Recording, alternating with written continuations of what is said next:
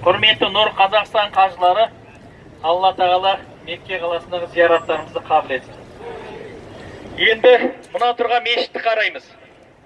Мынау тұрған шағын ғана мешіт арабша Мәсжиду Рая деп аталады.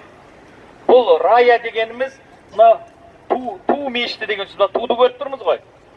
Бұл мешіттің аталуы ту мешіт деп аталады. Қалайша бұл ту мешіт деп аталады? Өздеріңіз білесіздер, пайғамбарымыз Мұхаммед алейхиссалам Мекке фатх қылынған жылы Мәдинадан келіп, Меккені бейбіт жолмен басып алды. Мәдинаға көшкеннен кейін 10 жылдан кейін. Сол кезде Мекке мүшриктерінің барлығы қартайған, өлген, ислам әскерлері күшейіп кеткен, сол уақыттарда Меккеге бейбіт жолмен басып алды. Сол осы жерге келіп тоқтады. Ана мешіттің тұрған орнына туды қадады. Сөйтіп осы жерден бір күн аялдады. Енді мына жермен Әл-Харам мешітінің арасы бір 400 метр ғой.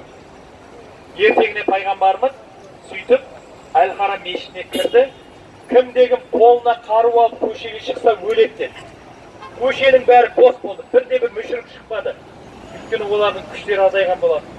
Сөйтіп пайғамбарымыз Меккеге келіп, Қағбаның Осман ибн Талханың қолында Қағбаның кілті болатын, оны алып, оның қолынан кілт кетті. Ол туралы кейін жақсылап айтып береміз.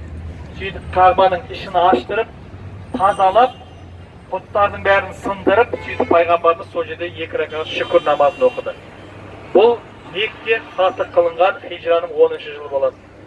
Енді Зубайр ибн Ауамға сонда пайғамбарымыз айтты: "Ей Зубайр, мына туды осы жерге қада" деді.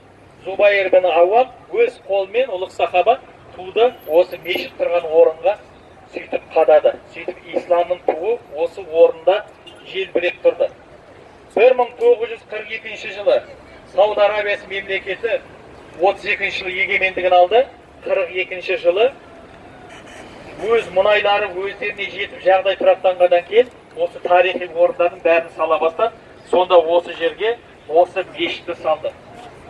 Бұл мешіт сол себепті арабша Мәсжиду Рая ту мешіт деп аталды.